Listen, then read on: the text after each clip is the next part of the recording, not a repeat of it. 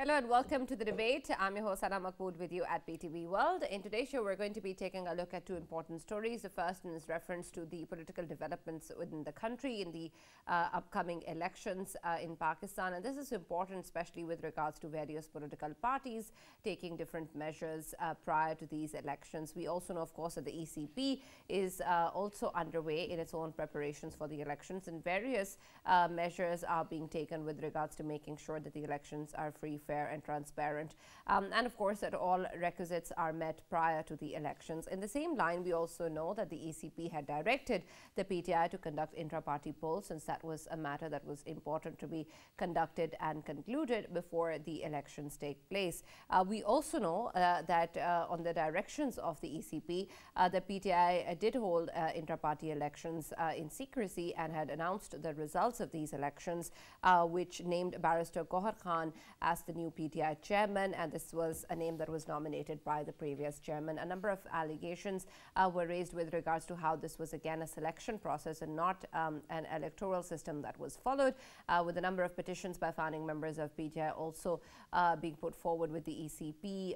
Earlier, the ECP has reserved its verdict upon hearing the petitions, and a number of issues were discussed with regards to whether or not anything unconstitutional happened, whether or not these intra-party polls are going to be accepted as credible, and what sort of nuances are involved in terms of intra-party polls, particularly with regards to nominations by the previous chairman. So this is going to be an important discussion moving forward of what aspects are going to be taken into account and whether or not these intra-party polls are going to be accepted by the ECP, and then of course included in terms of assigning a symbol to the party in the upcoming election. So we're going to take a look at the hearings and what is going on and try and understand what is the legal consequences of these intra-party polls and whether or not these elections are going to be accepted.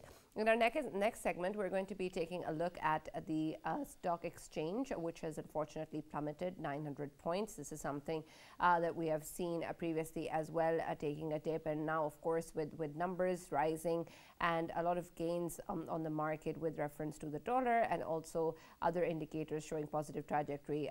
This of course comes in as an unfortunate development, but yet again there are of course a number of issues that are impacting the current situation, and there is a lot of indications towards whether or not certain growths are going to be sustainable or not. So we're going to be taking a look at what really does it mean when we look at the stock exchange, especially now given the political and economic situation in the country, with the elections coming up and also with the IMF moving forward. How exactly is it that we're going to be seeing these numbers change, and what is going to be the expected outcomes impacting the economy of the country? For this and more, as always in the studios, we've been joined by senior analyst Raja Faisal, and we welcome back our friend and colleague Farrukh Pitafi, who's back in the studios with us after a long break. We've also been joined online by Mr. Muneeb Qadir, who's a political analyst and legal expert, and by Barrister Babar, Imran, Advocate, Supreme Court of Pakistan. Thank you very much, gentlemen, for being part of the discussion and joining us today. Muneeb, I'll start with you with reference to what is going on, for helping us understand really why is it that these petitions have come forward, and what are the objections that have been raised by the number of petitioners claiming that these intra-party polls of PTI are unacceptable. Well, one of the leading figures from among PTI fold is Babar, who believes that the intra-party polls that had taken place on 2nd December this year had not taken in accordance with whatever relevant law that applied, whether that be under the Constitution or the Elections Act. And they feel that Barrister Qadir's appointment as the chairman of PTI was done in such secrecy that not all of the party membership were taken into confidence during the process. Whereas those who are in favor of, Barrister Qadir Khan's appointment as chairman say that a lot of them were not eligible to cast any vote because they had not paid their membership fee for PTI. What this highlights is that there is an internal rift within Pakistan Tehreek-e-Insaf, and their challenges are not only external, are not only those which are pertaining to 9th May and its aftermath, but also internally there is a lot of division and I think a tug of war going on for power. Once their founding chairman has been put behind bars. it's now the ones who are left behind that are fighting for leadership. And unless that is resolved and that is settled, they are not going to get that bat symbol that to be able to contest election. And that's not good news for PTI with the election, and polling schedule having been released recently by the ECP. So yes, I think that this is, and there's one more thing that, the Peshawar High Court had tried to stop ECP from taking the matter up, but the Election Commission of Pakistan, which believes it has the constitutional powers to regulate intra-party polls, has nonetheless gone ahead and they've announced that they've reserved the verdict on the validity of intra-party polls that PTI conducted. Now, what happens, that is something that remains to be seen. Right, absolutely. Barrister Babar, I also want to understand, given the fact that a lot of the discussion also centered around whether or not an election schedule was supposed to be announced, whether or not there could be secrecy in intra-party polls, who is going to raise objections and who is allowed to, and whether or not nominations by the previous chairman count in terms of going forward with unopposed elections.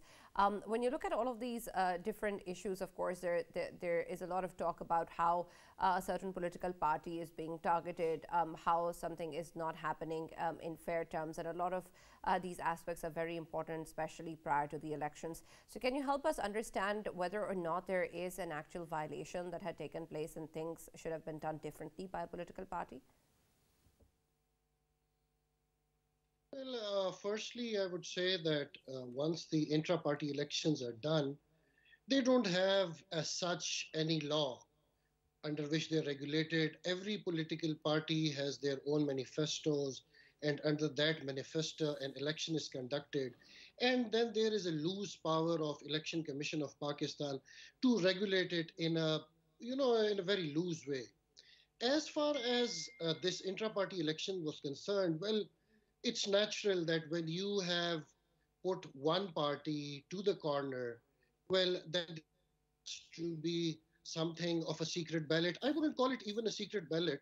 I was talking to some of my friends who are actually very involved with politics, and they're not from PTI, they're from other parties, but they said that the intra-party election was purely legal because they called in different panels. However, there was only one panel, and that panel was actually elected. So there is nobody actually selected. That panel was elected because there was no other panel in front of the committee. Secondly, as far as the jurisdiction of Election Commission of Pakistan is concerned, I can very well understand that Babar Saab has gone to the Election Commission of Pakistan, but it seems that it is a very weak petition. It seems it is more tainted by him trying to become something in the party again. And ECP on the whole having jurisdiction in this regard is a big question mark, because at the end of the day, it is the manifesto of the party itself. After all, it is an intra-party election within itself. It is not a Pakistan-based national or provincial level assembly elections. So I think well, I don't know for a fact, but I think looking at the law on the subject, I think that petition will probably fail. All right. And Faisal, given the scenario, of course, especially when we talk about the elections, there was a lot of talk about delaying tactics being used by a number of different leaders and political parties, and one hindrance or the other coming in the way with regards to the elections and its schedule.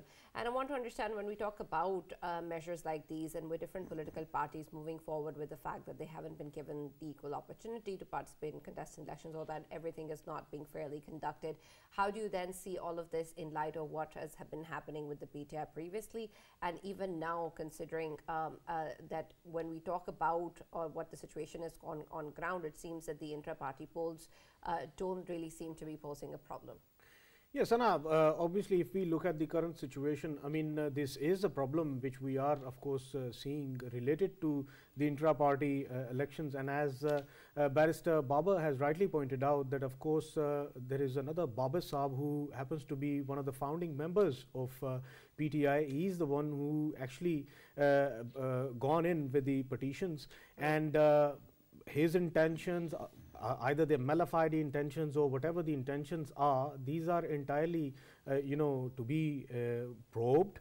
And at the same time, regarding PTI, but you of know, course, it's not just him who's raising objections. I know there are certain other people, but of course focus is always on him, because whenever there is something against political party PTI, something against them, of course the biggest name we see is obviously of Babar Saab, and of course he has a long-term feud with the party itself. And we have been seeing that this problem was a continuous problem. But currently, looking at the intra-party elections, of course, this is quite important, and the allegations which are raised against them, the petitions which are obviously inside, of course, they are there, and they are a constant threat for the party itself. And obviously, party itself is concerned about whether they will be allotted the sign of bat or not, and this is quite important. At the same time, we know that the party's political leadership is in the jail, and if we on ground, if we look at the situation, of course, if we talk about the vote, of course they have the vote on ground, but when it comes to their leaders, I mean, trying to or getting into contest elections, or their nomination papers, whether they will be accepted or not, there will be a big question mark on it. Whether they will be having certain cases against them related to 9th May or not, because how active they were during 9th May, that would be quite important to be probed about the people who will be nominated for the certain constituencies. And I am expecting that as soon as we will be able to see certain names, as we know that from 24th till 30th,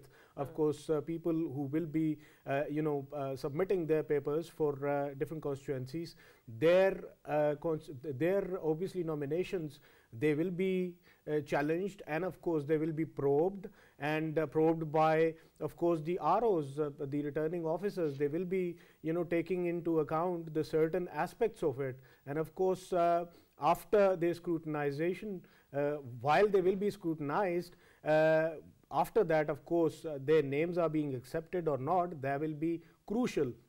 And that is why we are seeing that the leadership of PTI, it is even requesting its contestants that they are the one, they themselves should be bringing in the covering candidates as well, so that if their name is not being accepted, then at least the covering candidate gets accepted, so that in every constituency they have somebody who is contesting election for the party. But obviously these are all things which these are all hurdles and hindrances which are being seen by PTI, and that is why PTI itself is obviously highlighting that they are being extra done, and so that they can be pushed away from the elections. To me, I think in the coming days it will be quite clear, especially at the time of acceptance of nomination papers and how the things move on related to the elections itself.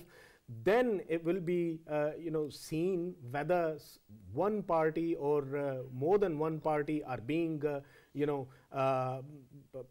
being dealt with very harsh stance or not, or whether there is a single party or a couple of parties that are having a favorable situations for them. So it is going to be very important in coming days. Right. Farrukh, I also want to understand, given the kind of aspects that Faisal was raising with regards to involvement during May 9th, and whether or not that's even the case with regards to any sort of legal accountability that is currently going on at the chairman of a political party, and of course that person is in jail undergoing trial, and there are lots of measures that are already taking place. How does this then actually pan out in terms of, I know that he was still the chairman, and so a possible nomination can occur, but what sort of implications are there for somebody like that to nominate someone and then for that person to actually go elected unopposed? Right, Sana. To be honest, when you talk about internal democracy in our political parties, that has always been a farce. Any political party that has been running, and I mean the major political parties, they end up becoming a one-man party or a one-family party, right? So with that kind of a situation, of course, any internal elections that take place are bound to be as flawed as you can imagine. Now, this time there was some kind of pressure from the election commission. Election commission demanded that they hold the elections, internal elections, and there were many caveats. A, they had to actually go back to the previous constitution and hold election according to that. And then, of course, it was a question whether you get a new chairman or not, because the current chairman, the former chairman, is actually in prison and is being probed. So I think that we see two strategies coming from PTI. On one side, they are trying to cooperate with the system. On the other, what we saw in Lahore, especially that judgment that was struck down by Supreme Court of Pakistan regarding training of DROs, right? That also is a kind of attempt to delay elections. And to be honest, I think anybody who actually believes that the elections can be delayed within this constitution's parameters needs to wake up and smell some coffee, because this is the extent of how much you could have stretched it. Now what happens is that if you want to, of course there is a way to delay elections or defer them indefinitely, but that road only comes through extra constitutional way, and that would essentially involve some kind of martial law. I don't see that happening that soon or that at all, to be honest. But when you could talk about PTI, I think they have to realize and they have to make peace with the fact that maybe at this time they might not be in a situation to prevail in the elections, but they have to let the system continue. If the system derails, in the past Pakistan has had martial laws before as well, right? And every time, with the exception of perhaps Yahya Khan's martial law, every every martial law lasted for something like 7, 8, 9 years, or perhaps even more. So can you afford that kind of a situation? An election that produces any government that is not PTI has a time limit, 5 years at max. But the way our system is, people get tired of anybody who's elected within 3 years. So it isn't a big ask. Only what PTI needs to do is actually go with the flow. And whosoever is the chairman should nominate people. I understand that they won't be electable. And this is where I think that PTI has played its card well, that they have actually nominated somebody or elected somebody who is a lawyer, who is an officer of the court. So it is not that easy to implicate that person into anything extra constitutional. Having said that, right now, we can't be sure who is going to win in the elections because there are too many unknown unknowns. Right, absolutely. Muneeb, I also want to understand, given the fact that I understand we're looking at PTI right now and its intra-party polls, and this is something that's in focus, but what Farrukh is also pointing out is the larger problem that we have in terms of parties being democratic, and I don't know if the same kind of scrutiny is being done or is required at this moment with different other political parties also involved in this electoral process. Is that something that conversation that also needs to start now prior to the polls?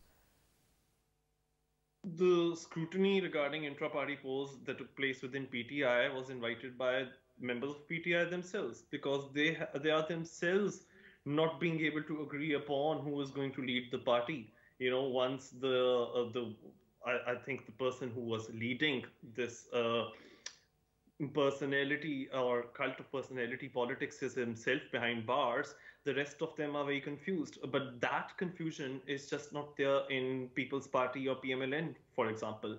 They are quite sure about who is going to be leading the way and which member of the party stands where exactly. So I think that other parties are now only concentrating on getting the electables. I mean, I was just looking at the campaign which is being currently undertaken by People's Party Chairman Mr. Bilal Bhutto Zardari, and he's been going from city to city right now in Lahore, meeting workers, jalas who work for People's Party at the grassroots, connecting with them. And similarly, I mean, People's Party up till now had been complaining that they were not getting the level playing field. So their complaints are not about internal party political matters, but only the external ones. But now somehow I their absolutely understand that this is not something that's happening right now. But my question was in a broader sense in terms of whether or not this is the ECP's problem or this is our problem in a way, and what avenue exists for us to address that, to ask for democracy within parties.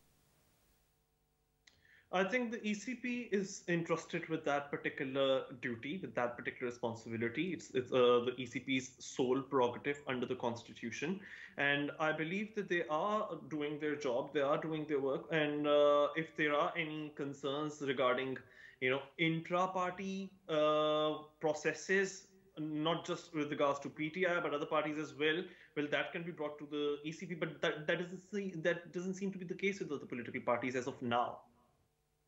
Right. Sana, very quickly, I wanted to also clarify my position regarding this thing, because you have to realize what has been happening in PTI so far and what Muneeb is actually also talking about, right? PTI's office bearers have left the party and former chairman is disqualified. So essentially you had a party which did not have any office bearers, right? So in that situation, of course, Election Commission has to demand them at least fill these posts. Whether it is going to be very democratic or not, whether it is going to be further scrutinized, we still have to see, because 40 questions were given back to them.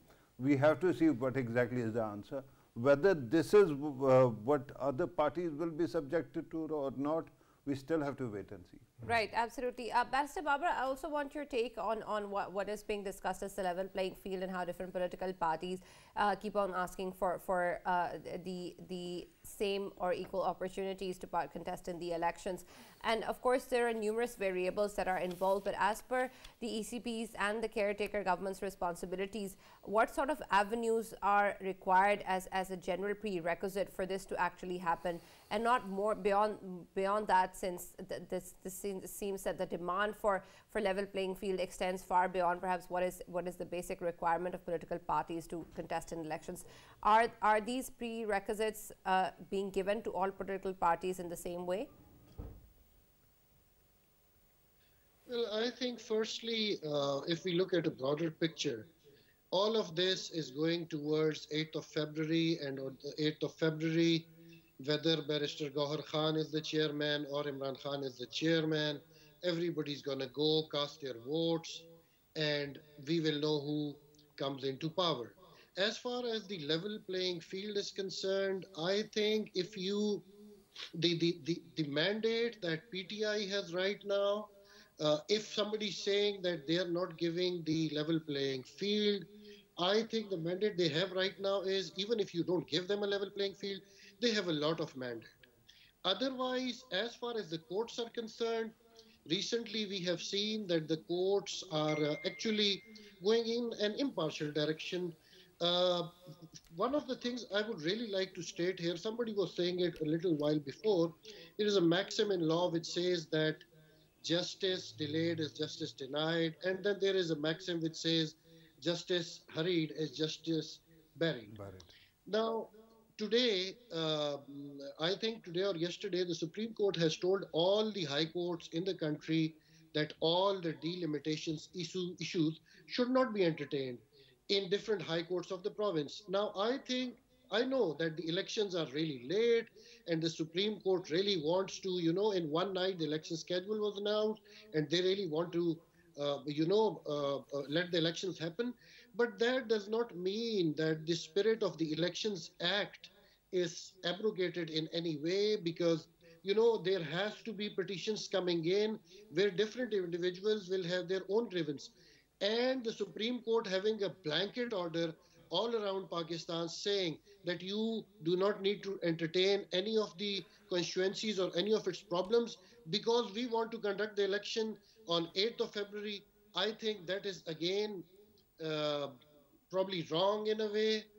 So as far as the level playing field is concerned, I think if you look at the previous 5 to 10 years, every party was given their level playing field at some point, in some point of time. But on the 8th of February, whatever playing field you give to the parties, the people will come out and vote as per their own mandate. Barrister Baba, looking at obviously your analysis about it, if we currently look at the situation of PTI, what would be more suitable to PTI as a political party? Of course, they are going through all of these problems related to their leadership being in the jail, and then obviously the second one is that they are fighting their cases in election commission as well at this hour.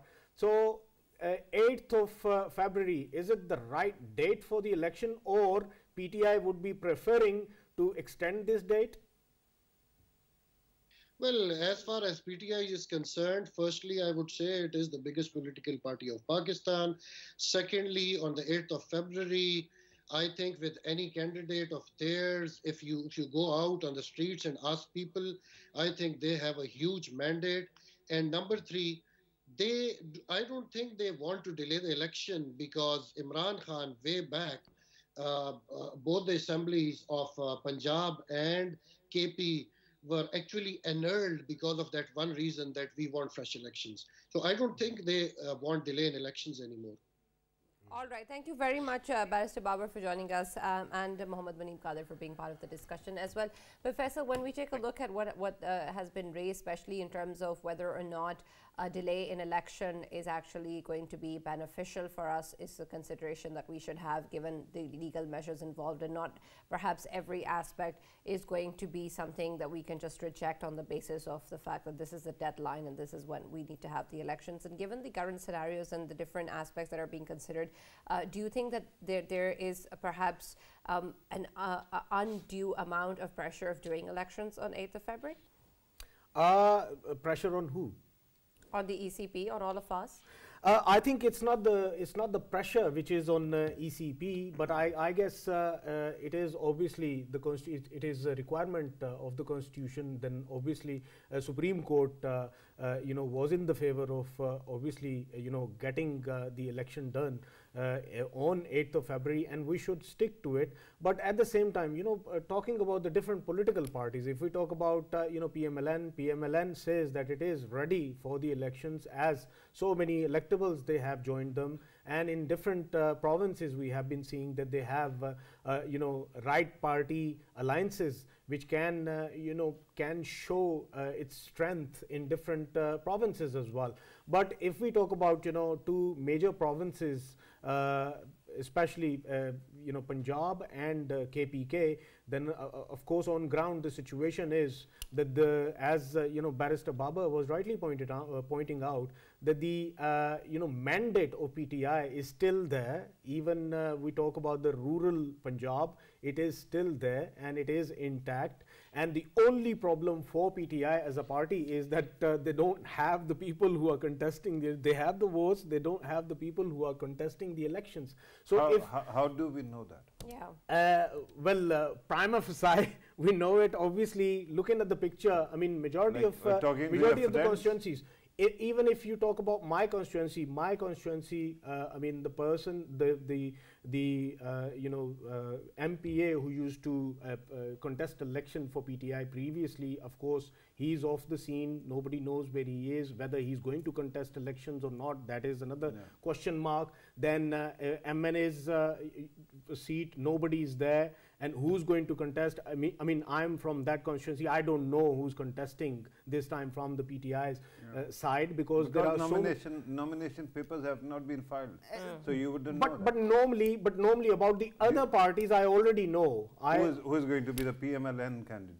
Do you know that? There are two people, and people's parties. While I was talking earlier, I had a message asking me. There are two people They are head to head, and of course, one of them, I'm not going to mention their name, one of them is going to be the next guy who takes the ticket for the PMLN. Not So this is the situation. Not both of them? Not both of them, of course they can't. Of course they can't. And what I'm trying to say that there are hindrances. There are hindrances for PTI, and to me, I believe if there is a continuity to this pattern of hindrances for PTI as a political party, I believe they will be in a favor of if the election is extended, the date is extended, as other parties are asking for it as well. If we talk about JUIF, of course they are highlighting a fact that there is on ground, there is a threat of terrorism, and of course it is not they are not able to go door to door for their campaigns. So these are the problems which are being faced by certain political parties, and to some extent we might see PTI doing the same as the other smaller parties are doing. Right. So this is possible, but there are two parties at this hour, PMLN and People's Party, that can be considered as they are ready to go for the elections. Right, but of course, Faisal, there needs to be a lot more clarity on a lot of situations before we can actually say something for sure. There are things we know and things we don't know. But we're going to move on and try and take a look at what is happening, especially with regards to different other political parties also forming alliances, as you spoke about the PMLN. And we kept hearing about how they're going forward with different electables, and this is a discussion that we had in line with what is going to be the PPP strategy. And we now know, Farrukh, that while there was a lot of campaigning also going on by Mr. Bilawal, there's also very recent and important development with the former caretaker Interior Minister Sarfraz Bhatti now joining the PPP, and he's announced his decision. How important will this development be for the PPP, and does it in any way change the odds? Right, Sana. That actually is something very, very interesting that has happened. Remember there was a time when we thought that entirety of BAP is going to, Balochistan Awam Party is going to become a part of People's Party. Then we ended up seeing that they have actually, many of them are joining PMLN, right? And then we got this setup, caretaker setup as well. Now one of them has actually stepped down, and the day election schedule was announced, and he has joined People's Party today. So there are very interesting vibes here. There's a possibility that PMLN might not be that coveted any longer. But then there's also a possibility that that level playing field might also be playing its hand, or that demand being fulfilled. Remember, regarding the gentleman who has joined People's Party, people like him are favorites of our state, right? Why do you think they ended up in the caretaker setup? Whether I agree or not, I could actually discuss Zardari Saab's choices, but I will not, because he is in a stage where he is trying to covet and where he is trying to woo the state of Pakistan. So whosoever our state likes, he is going to try to induct into his party. This comes down to the matter of taste, right? Whatever the taste of my state is going to be the relevant currency. People like this, as a citizen, I can always relate myself to my own relationship with my mother. Like I wanted to be her favorite son, but she always had her elder son as her favorite. So that will continue, right? So similarly, when the state likes somebody, and if you find that person and induct into your party, the only thing that I can conclude is you are trying to woo the state. Simple. Absolutely. We're going to take a look also at the economic developments while we talk about all of these political aspects. And while we keep on hearing positive developments moving forward, there comes one of situation, especially with regards to the PSX. And Farrukh, I want to first understand how much value do we even give, or should we even give, to the PSX with the numbers changing? Is that a true indicator of where the economy is heading? Almost exactly as much as you give importance to horoscope daily. You know, if the horoscope tells you something is good, something good is happening in your life, please do listen. If it tells you something bad is going to happen, ignore it. Because this is a secondary indicator.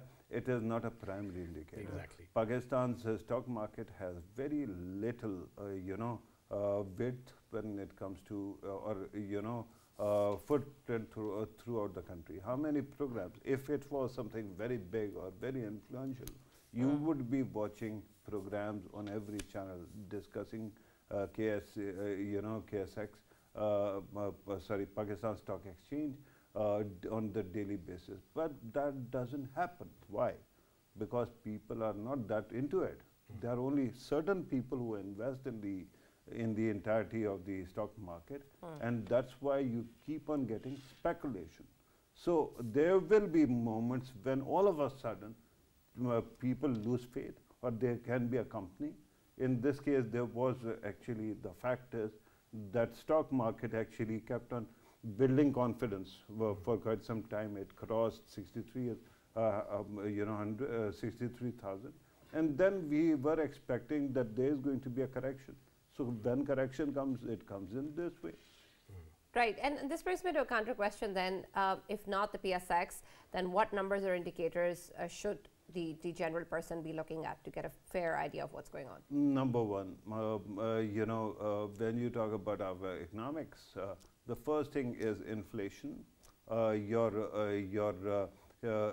capital inflows, your outflows, and then of course when you're going to talk about it, the twin deficits, current account deficit and fiscal deficit. Sana, that is the actual mark of where you are at, right?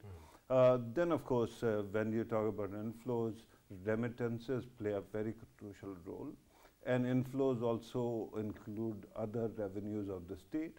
Then we have to, of course, because the rupee is important and dollar is important, because you have to, you owe a lot of foreign debt in dollars, and secondly, you import a lot of things, based on dollars valuation. So that is also a very important indicator. I'm not saying that stock market sentiment does not actually matter at all. It does, but it is a secondary issue. Primary issues, I've told you what are the main things that you have to look at. All right. Faisal, given the scenario that we're heading towards elections and the political dynamic, as we discussed, is of course uncertain at the moment, I want to understand that while we talk about the fact that so much is changing in Pakistan, there's also a similar emphasis on making sure that we stick to the kind of policies and measures that we have taken on the economic front.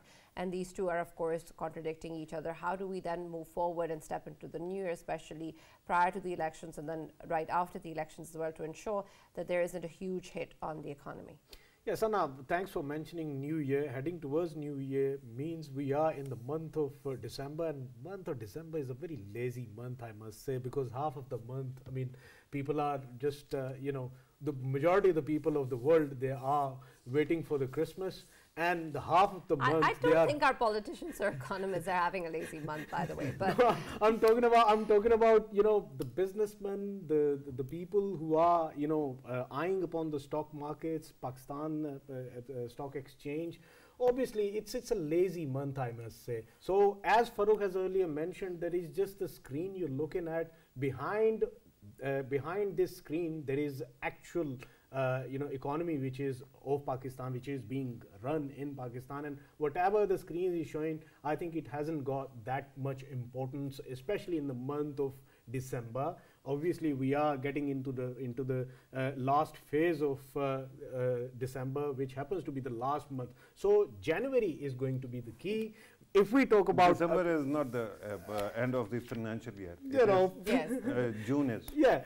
So what I'm trying to say, Sana, is that of course the policies are same. The policies of the interim setup, they are same, and I believe that if the same policies are having a continuity up till the elections, and then elections are smooth as anything can be. But how are you so sure of that? Is that going to happen? The elections? No, the continuity of policies.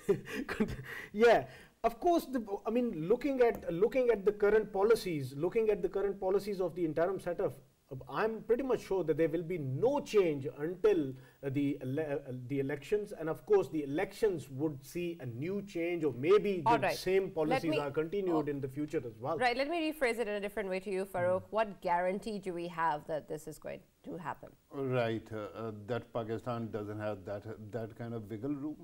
That Pakistan is actually on board with IMF, and IMF has very strict conditionality. Exactly. Right, and then of course, because SIFC is there, I want to actually see our finance minister, excuse me, our finance minister also continuing in some position in the next government, thanks to Sarfraz Bhukti. That is something that now we can actually dream of. But regarding this continuity of policies, I think IMF externally and SIFC internally will also guarantee that we actually continue with the policies. All right. Thank you very much, Farrukh, and thank you, Faisal, for joining us and being a part of the discussion. Of course, a number of factors still remain when we take a look at what is going on in the country, especially on the political economic front. But what we can hope for, as Faisal has said, that we enter the new year with positivity. And it is the last month of the year, and so we're going to be looking forward to the next year coming in and bringing bright and better things for us, both in terms of of course, elections process, the political dynamics, and also the economy. And of course, whatever happens is in the benefit of the country is what we can hope for. That's all that we have from the debate. See you tomorrow.